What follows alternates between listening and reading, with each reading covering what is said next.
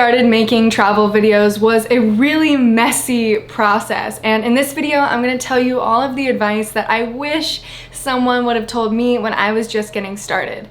Let me premise this by saying that I don't have any kind of formal education when it comes to photography or tech or making videos at all.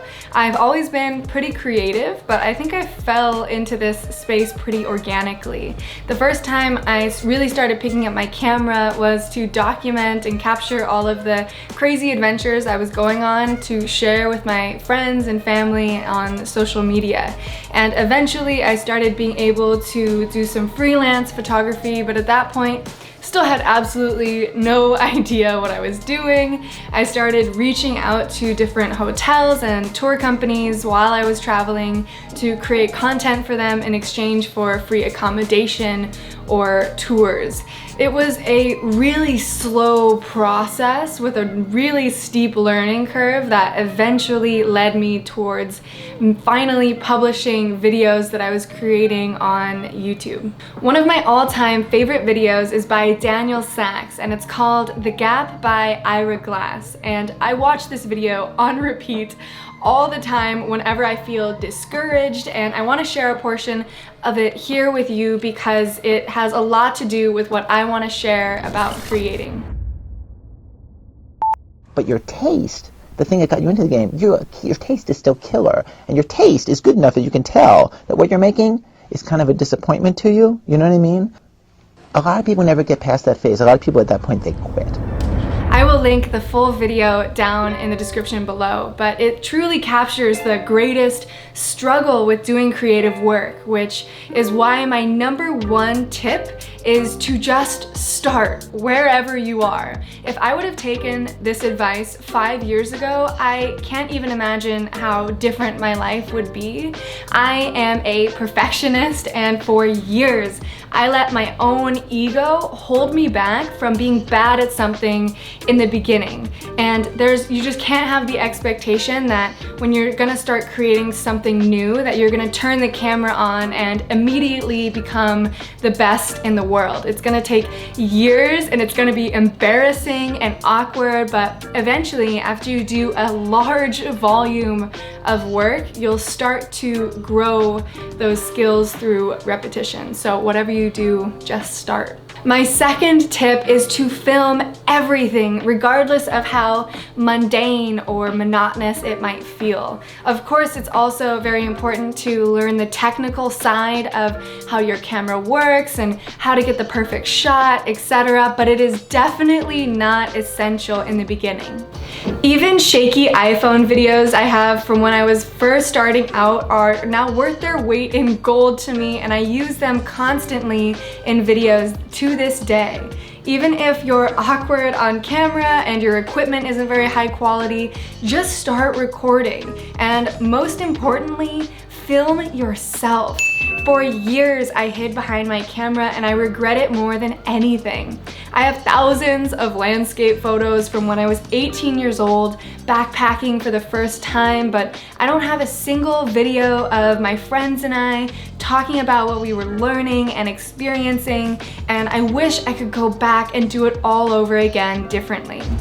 Also, quick side note, if your camera has the ability to shoot in RAW, definitely start doing that as soon as possible, even if you don't fully understand what it means. Somebody gave me that piece of advice pretty early on, and I didn't take it because I wanted my memory cards to last longer, and that was a big, cheap mistake. You don't have to fully get it if you're just starting off, but basically if you shoot in RAW, you're gonna have a lot more freedom in the editing process later on because the images are such higher quality.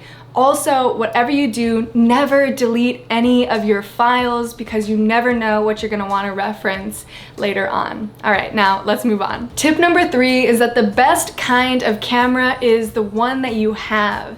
I originally started taking videos on an iPhone 5 or 6, then upgraded to a GoPro, then switched to a Fujifilm X-T10, then an X-T2. Then when I really started to want to get into video, I upgraded to the Sony a7R III, which is an amazing camera. Shout out to B&H Photo. They've helped me so much with camera equipment over the years, and I'll link my current camera setup in the description below. I currently have the G Master 16 to 35 millimeter lens, and I love the 16 to 35 because it gives me enough range to do both wide angle vlogging, talking head, and detail shots all in one lens. I don't personally use a gimbal with my DSLR camera, but I love them. They're just too big for me while I'm traveling. I also have a DJI Mavic Pro, and having a drone is pretty essential for my travel videos, but you can also utilize stock footage from places like Storyblocks to fill in any gaps in your footage depending on the project. Once you have your camera set up, take the time to learn how to use it. There's so much to learn. For example, it's really fun to shoot in slow motion, which is shooting in 60 or 100 frames per second rather than 24 or 30, which is what I'm shooting in right now. Tip number 4 is to surround yourself with people who share your same creative interests. When I travel, I end up spending 5 times the normal amount of time that tourists usually spend in a place just running around trying to capture it, and that can be very annoying to the people who don't share the same passion. It's so fun to find people who are also interested in making videos and learning from them, or there's plenty of amazing creators that teach film and photo here on YouTube as well. This is amazing! Tip number 5 for starting to create amazing travel videos is to get Final Cut Pro. For this, I had to have a reliable laptop. I personally have a 2016 MacBook Pro, and I definitely prefer Final Cut over Premiere Pro because it's just a lot more straightforward. Premiere Pro is pretty complicated and it has a really steep learning curve, and it's just not really necessary for the kind of work that I'm doing. But I'm not gonna talk too much about my editing process because there is a lot to be said there. Learning how to tell a story through editing is essential for making travel videos, and using music is the key to creating compelling scenes within each video. If you're posting videos to YouTube, make sure to use copyright-free music to avoid your videos being demonetized. I use Epidemic Sound, especially for my sound effects, and Music Bed as well. There are links to their free trial in my description. All right, my last tip, I think this is number 6 or so, is arguably the least fun or sexy aspect of making videos, but it's definitely the most important, which is data management. If you are not properly organized with all of the different data that you're creating, it becomes nearly impossible to make videos. I originally started trying to sort everything out just on external hard drives. I had a bunch of HDDs, which are hard disk drives, and after a few really sad spills, I've lost 2 of them to being corrupted, and that's when I made the switch to solid state drives or SSDs, and I am absolutely never going back to HDDs. Solid state drives don't have really any moving parts on the inside of them, which make them a lot more durable and more reliable.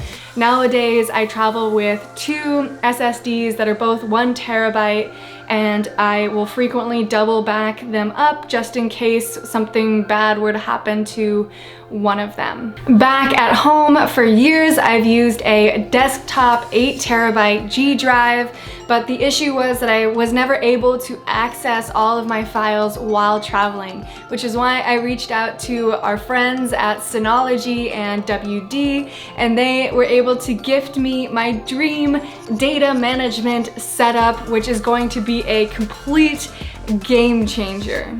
This is Synology's DS1621 XS Plus, which is a mouthful, but I am so excited about it. This is what's called a network attached storage device, or NAS. It means that you can access your files from anywhere over your own network.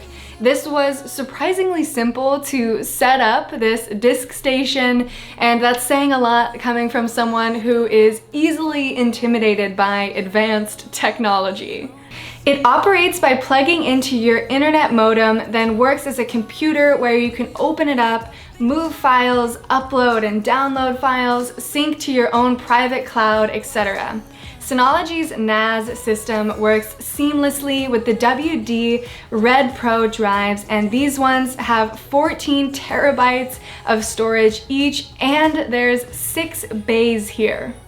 That means that WD sent over 86 terabytes of storage, and this is going to be my master drive setup for years and years to come, which I am so grateful for. And this system is also ideal for sharing and collaborating on files, so I'm going to be able to work with my new editor remotely from the other side of the world.